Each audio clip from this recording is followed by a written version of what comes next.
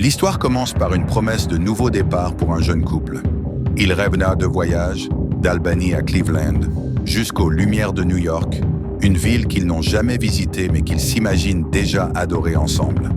Cependant, sous cet enthousiasme de façade, une vérité sombre commence à émerger. Le protagoniste est hanté par un sentiment de culpabilité écrasant. Il avoue avoir commis une faute grave, une bêtise aux conséquences incalculables.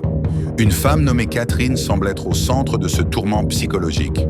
Il semblerait qu'une promesse solennelle ait été faite, une dernière volonté qui n'a pas été respectée par le jeune homme. Désormais, le prix à payer est lourd.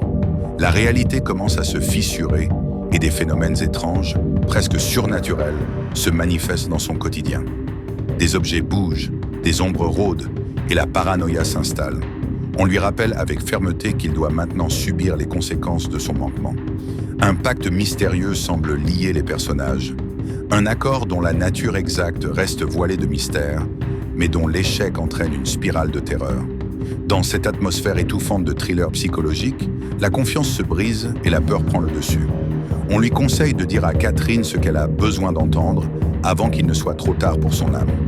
Les visions deviennent de plus en plus bizarres, remettant en question la santé mentale du héros, alors qu'il tente désespérément de comprendre ce qui lui arrive. « Ne m'en veux pas », murmure une voix dans l'obscurité.